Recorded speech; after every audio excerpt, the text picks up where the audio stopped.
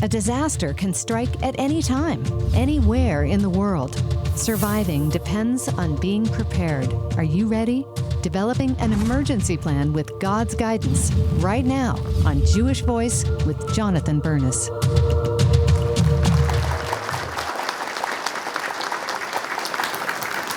Shalom and welcome to Jewish Voice, where we help you to discover the Jewish roots of your Christian faith.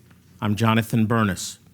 A natural disaster, the rapid spread of a deadly disease or a terrorist attack are catastrophic events that most of us simply aren't ready for. But good preparation is the key to survival and enables us to help others. Our guest today is a disaster expert who knows how to overcome any kind of emergency with confidence and with faith. Please welcome the author of When All Plans Fail, Dr. Paul Williams. Paul, welcome back.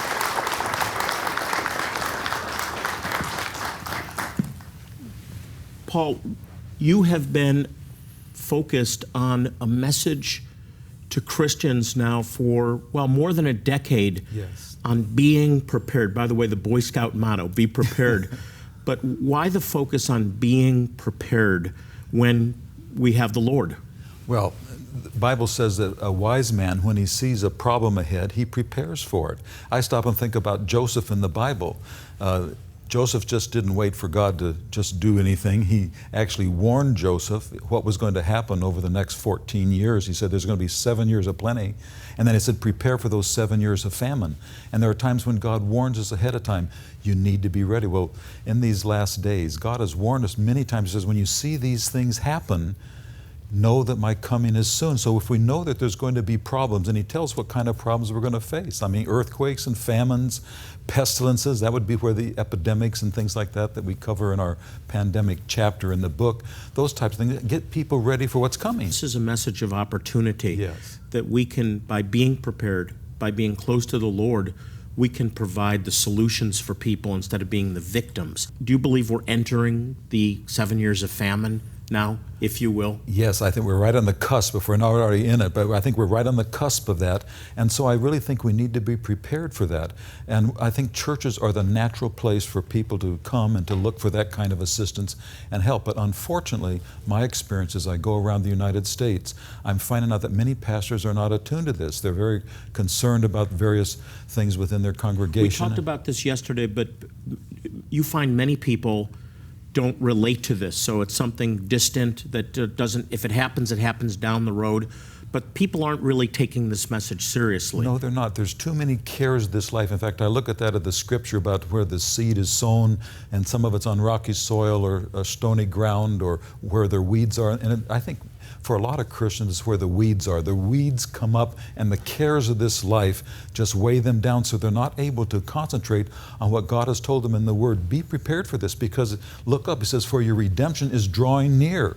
So, when I actually have said to certain people, I love the word Maranatha. They don't even know what the word Maranatha means. And when it says, even the Spirit and the bride say, come, even so come quickly, Lord Jesus, people are not looking forward to the return of Jesus. They don't really want Him to come. And I'm saying, that'd be like saying not wanting to be married to the one that you fell in love with. I mean, we are the bride of Christ, and He wants to have us look for Him and welcome Him and invite Him to come. But you know what that means, and I also think of Jesus Himself saying He endures to the end, yes, shall be saved. I want to read something from Matthew 24, which is pretty shocking. It talks about the condition of the world before Jesus returns. And of course, verse 14, which is really the focal point for this ministry, the gospel of the kingdom will be preached in the whole world as a testimony to all nations, and then the end will come. But then it talks about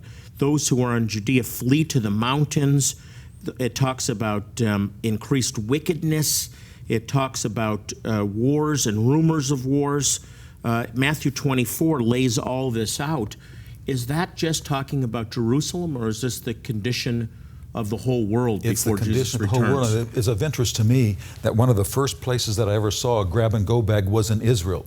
I was over there with Barry and Batya Siegel with Joseph Storehouse, and they took me around, and actually almost every Israeli has a grab-and-go bag with at least 3 to 4 days of supply. And you know, there's that one scripture says, don't even go back to your house, just flee to the mountains because there might be problems. We need to have our grab-and-go bags ready. And we need ones at home, we need one in the car, and one at work. Is it misplaced to think the Lord will provide for me, He'll see me through so I don't have to do anything? Oh, absolutely, that is misplaced. Now, if you find yourself in a place that's totally beyond your control, that's different. But to not prepare for something when you know that there's a disaster ahead is foolish. And I stop and think about the people, let's say Superstorm Sandy. They knew for days that there was going to be hurricane-strength winds and there was going to be a lot of problems. Do you know what happened after Superstorm Sandy? Many people had to wait 6 to 8 hours for gasoline because they didn't have any gas in their car. If they would have had a half tank of gas in their car, they could have driven 50, 60 miles to Philadelphia and have all the gas they wanted. So one of your simple recommendations is just always have a half tank of gas or more. Absolutely.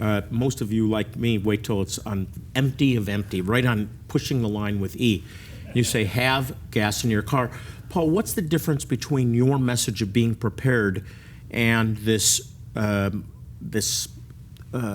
prepper movement where people are storing guns and ammunition and in some cases stockpiling masses of food and so on? What's the difference between your message and what most of us would consider a very extreme message? Right. Well, I think some people, when they don't really have the Lord to rely on and be prepared for, they have this spirit of fear that's on them, and they feel like everything is dependent upon themselves. Yeah.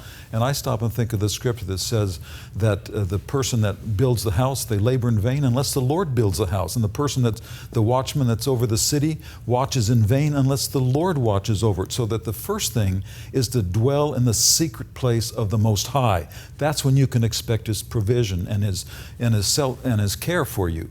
But then if you've done everything you normally would expect to do, you sometimes will run into situations where you just run out of supplies. So the first part of your message on being prepared is to be spiritually prepared. Yes. I wonder how many of you watching at home are spiritually prepared, or whether you read the Bible occasionally or pray occasionally. I think we treat God like a spare tire. We call out to Him in a time of need, yes. And I'm wondering if that's too late. We have to cultivate the ear of our spirit, like Joseph, to be able to hear from God, dreams, visions. Absolutely. That's what God's looking for today. Absolutely. In fact, I would say it's mitigation of a problem. In other words, if you know ahead of time that you've got brush or lumber next to your house and you have a wooden house and you know it's a fire hazard, well, get rid of that, move it out of the way so that if a fire should occur, you're not going to increase the chances of having a great fire at your home. Whereas if you don't do that, if you don't mitigate it against it, then you may suffer the consequences. And that's what I would say would be the foolish man. It's sort of like a person that doesn't repair the leaks in their roof of their home until it starts raining. Then they say they can't do it because it's raining. They can't get up there and repair it. Let's look at a scenario, a natural disaster, a terrorist attack. I was really, it caught my attention that with the recent bombing in Brussels, the bombings in Brussels, immediately the entire national law enforcement said, we are overwhelmed. Yes. This is beyond what we can handle, and it was a relatively small occurrence. I mean, I'm not trying to minimize the horror of it, yes, but compared to what could happen. So give us a scenario. And again, this isn't to bring fear. This is to understand the times we live in and to be prepared. Give us a scenario. Well, in other words, I would really say to everybody, you must have 4 to 5 days of being able to take care of yourself before you can ever expect some emergency people to be able to arrive on the scene to help you. Now, if it's a smaller disasters, and Brussels was a smaller disaster compared to things. It's not like a Katrina. They were able to respond fairly quickly, but then the other people that needed help outside of that airport, probably some of the needs that were out there were not being met. But in the Katrina the Superstorm Sandy, there were many people who were having tremendous problems. If they would have had 4 to 5 days of supplies, they would not have been reliant upon the emergency prepared people. Talk about, let's say, an earthquake hits or many people in our government have said not if there's another terrorist attack, but when it occurs, Yes. we need to be ready. So people who know are briefed that there will be more terrorist activity in America. Yes. We can almost be certain of that. The economy is failing. There could be an economic collapse. What happens? You talked about what happens in a large scale Well, like for instance, catastrophe. Not too many months ago, there was the news report about what if the Cascadia Fault off the northwest coast of the United States, the earthquake would occur there, and they're anticipating that it could be as strong as a 9 on the Richter scale. They said everything west of Interstate 5 would be devastated. They'd have a tsunami that would hit over there, that many of the cities would be wiped out. Tens of thousands of people would be in jeopardy of dying, and many others being displaced. But first of all, the grocery stores get emptied, so there's no more food. You talked about shipping. The trucking industry would shut down. Yes, particularly like with the New Madrid Fault that goes right down the Mississippi River. They had an 8.2 on the Richter scale earthquake back in 1812. But every 200 years that goes off. We're due for another major earthquake. If that should happen, the bridges would go down between the east and west. The gas lines would be broken off. Food shipments from the west would be stopped by trucking. They'd have to fly it. Cost of food would go skyrocketing. We've got to take a break. We're going to talk about the ramifications of that more when we come back. We have to take a break. We're going to talk with Dr. Williams when we come back about the practical steps that you can take, very, very simple steps to be prepared. And then later, we're going to take you to a small village in Ethiopia that suffered for years without the benefit of clean water until God sent us to help. It's a remarkable, inspiring story. Stay with us. We live in a world filled with uncertainty. The Bible warned us that in the last days there would be an increase in earthquakes, natural disasters, wars, and rumors of wars. Terrorist attacks are imminent. The world economy is fragile, and economic crisis is looming. Now you can be prepared. When all plans fail, deliver step-by-step instructions on how you can be ready for any catastrophe. Dr. Williams, the former director of Operation Blessing for CBN, has led over 200 medical missions around the world, making him an expert on disaster preparedness. For your gift of $40 or more, we'll send you When All Plans Fail. Along with the book, we'll also include the companion workbook, a practical guide to prepare yourself for any disaster. Be prepared to protect your family and provide help to your neighbors when disaster strikes. This book and workbook will assure you peace and confidence while others are experiencing fear and anxiety.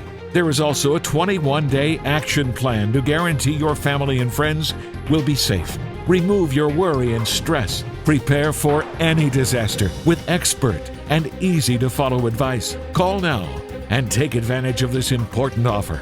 And if you respond now, we will include this informative DVD, Where Are We on God's Prophetic Timeline, featuring a panel of end-time prophecy experts, including Dr. Mark Hitchcock and Jan Markell. Join Jonathan Burness to answer questions like, which events happening today are fulfilling end times prophecy? What nation will the Antichrist come from? Will America be destroyed in the last days? If you respond to this offer today, not only will you be providing protection for your family and friends when disaster strikes, you will also be helping us provide protection for Jewish people and their neighbors already in need.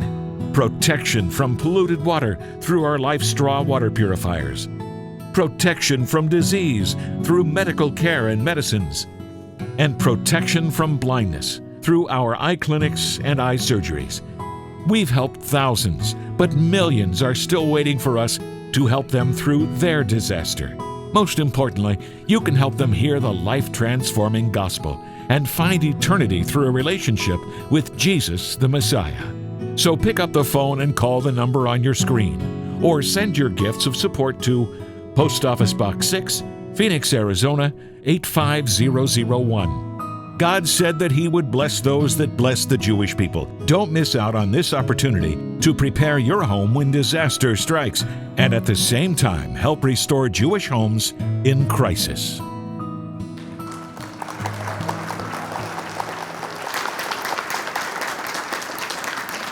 Welcome back. We're here with Dr. Paul Williams, who has an updated version of his book. It's really pretty much new. When all plans fail, be ready for disasters. And Paul, you've also put together a workbook on this. So it's a companion workbook. Why the workbook? This is quite a package here. Well, the workbook is something people asked me to provide that after the first book was written. They said the workbook would actually help us where we could just lay it out. So it's 8.5 by 11 as opposed to the smaller size of the book. It's something that larger print. They can just go down and check things off, and it really gives them a real bird's eye view of what they need to do. And there's a 21-day plan in there where they can actually, over 21 days, if they'll follow it each day, they'll be well prepared by the end. So folks, the whole idea here is we want to help you to become a doer of the word and not a hearer only. And I can't think of a more important topic to actually do than hear about than when all plans fail, being prepared for disaster. If we're truly living in the last days, then the Bible's very clear that there's going to be a deterioration of just about everything. The economic system fails. There's catastrophes, there's wars, there's rumors of wars, which I believe is terrorism or terrorist acts. We're seeing things unravel. The good news, Paul, is that we're the ones that are called to be the solution to the problem. We have the only answer. Absolutely. And I really would say this because I find that the people that seem to be most interested in this tend to be a little bit older. The younger generation often are not getting into this. And so one of the things I'm doing is I'm challenging parents and grandparents, get yourself ready, but also get your kids ready and get them aware of it. In fact, one of the things I've done is I've sometimes been purchasing disaster preparedness products at Christmas time, birthdays, and other places. So you're giving them as gifts. I'm giving them as gifts. Well, you mentioned some yesterday, very, very practical, and this is not a prepper program. This is not about stockpiling things. This is about just being wise in a world environment where things are uncertain. So you talked about water purifiers yesterday. Yes. Just have a water purifier for your family. Yes. So you can deal with contaminated water. Yes. Have a half gallon of water per person available up to 3 weeks or so. Yes. And then have food. Yes. And we talked about it's very good to have 3 months supply of food. Yes, or even more now, because see, one of the things that, you may have enough food for yourself, but since so few people are actually prepared, unless you've gotten your neighbors involved, unless you've gotten your family involved, that what you think might last for 3 to 6 months is going to dwindle very, very fast. And so that's one of the reasons why I do say to get your neighborhood involved and make sure that they're prepared. Think about it. People are suffering. You provide food. You provide water. You have the answers.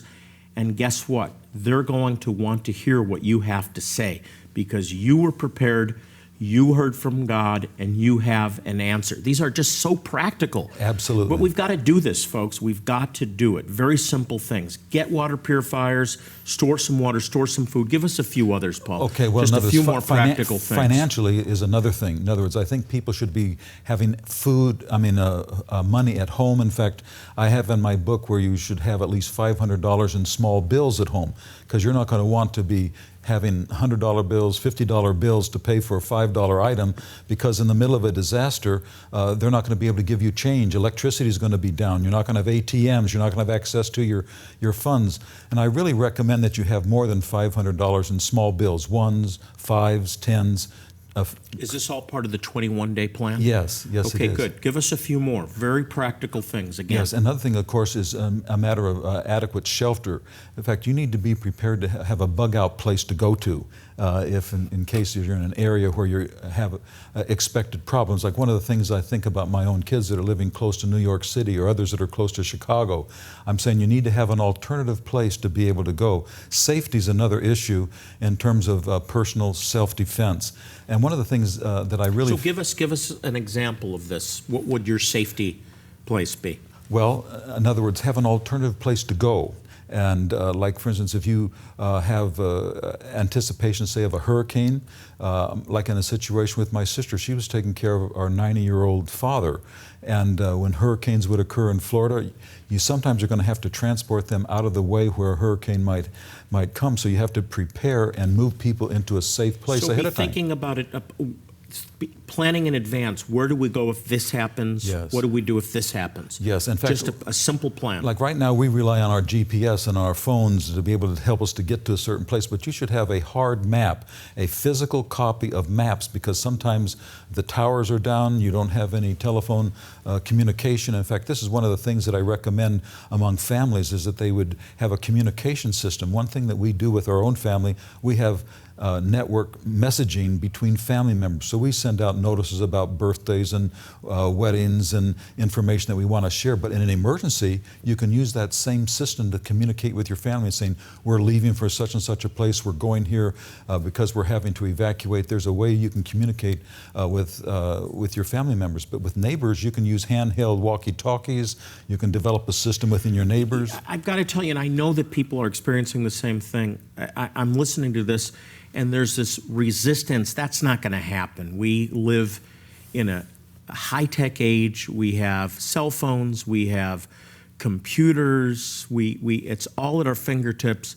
But the reality is, all that could shut down. It's really not that difficult to shut it all down. It's shut down in Katrina. In fact, even the emergency response people were having trouble with satellite phones. They were having trouble to communicate. The towers were down. And then, of course, the other thing is the phone lines are going to be jammed. Have you ever had a situation where you try to get on and said that all the phones are tied up? Well, that would be true in a major disaster. Happened on 9/11. Yes. Okay, so walkie-talkies.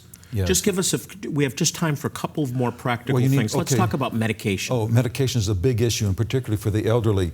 And medical supplies. Yes, you should have medical supplies. Don't just get things that you know how to use. You should actually be able to accumulate other medical supplies. If you had the book, it'll go through that. Be willing to take supplies that you normally would not have, because if you have extra supplies and you have nurses or EMTs or doctors or other people that would know how to use them, if you have the supplies, they can help you or your neighbors. And we need to be prepared. Listen to this. Imagine never having clean water to drink. It's something that we all take for granted. Until recently, the population of a small village of Jews in Ethiopia suffered from polluted water. Many of their children died, or they suffered from sickness and disease. But now, because many of you helped, they have clean water. The story that you're about to see is an amazing example of what we can accomplish with your help. Take a look. Shalom from a rural village here in northern Ethiopia on the outskirts of Tachgait. We're here with an entire community that identifies as Beta Israel. We've been able to commit this morning to providing every household in this community, which is 100 huts or households, with a family life straw. It's going to provide clean drinking water, no matter where the water comes from, for an entire family for an entire year. You can see the water they really did need, this filtration system. And this is where a lot of the source of a lot of their health issues come from, is this very, very dirty water. We believe that Jewish Voice wants to bless this community with these Life Straw water filters. And this one is for an entire family. However, we also would like to bless them with living water that is eternal. They had heard that Jewish Voice was coming to help and bringing a clinic. And a lot of these people didn't make it to the clinic. So Jewish Voice has taken life straws to them. They welcomed us like we were brothers, which we are. And it was just so touching to be able to give. They were so hungry to receive. We are showing them how to use them so that they can have fresh water. And that's what the Lord is doing, because the Lord loves them so much. Oh, we're just so blessed to be here. They just received us with their arms open, and they're just willing to hear the gospel. They're willing to receive that, and it is such a blessing to be here.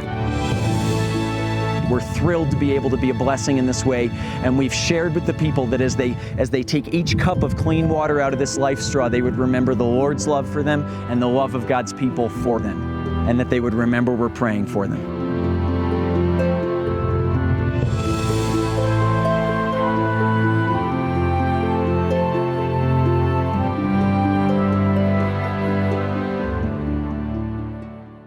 We live in a world filled with uncertainty. The Bible warned us that in the last days there would be an increase in earthquakes, natural disasters, wars, and rumors of wars. Terrorist attacks are imminent. The world economy is fragile, and economic crisis is looming. Now you can be prepared. When all plans fail, deliver step-by-step instructions on how you can be ready for any catastrophe. Dr. Williams, the former director of Operation Blessing for CBN, has led over 200 medical missions around the world, making him an expert on disaster preparedness. For your gift of $40 or more, we'll send you When All Plans Fail. Along with the book, we'll also include the companion workbook, a practical guide to prepare yourself for any disaster. Be prepared to protect your family and provide help to your neighbors when disaster strikes. This book and workbook will assure you peace and confidence while others are experiencing fear and anxiety.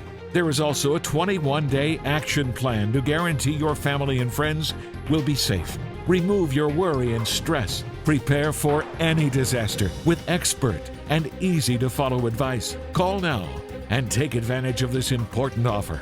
And if you respond now, we will include this informative DVD, Where Are We on God's Prophetic Timeline, featuring a panel of end-time prophecy experts, including Dr. Mark Hitchcock and Jan Markell. Join Jonathan Burness to answer questions like, which events happening today are fulfilling end times prophecy? What nation will the Antichrist come from? Will America be destroyed in the last days? If you respond to this offer today, not only will you be providing protection for your family and friends when disaster strikes, you will also be helping us provide protection for Jewish people and their neighbors already in need. Protection from polluted water through our Life Straw water purifiers. Protection from disease through medical care and medicines.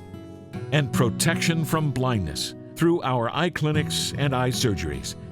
We've helped thousands, but millions are still waiting for us to help them through their disaster.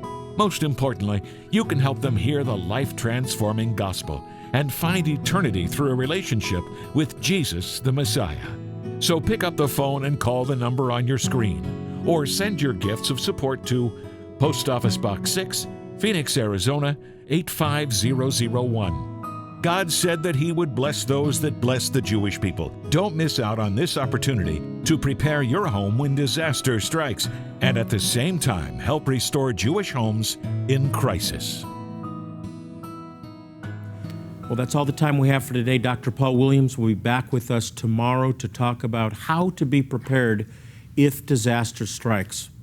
Before we leave, I want to remind you, as I do in every program, to pray for the peace of Jerusalem.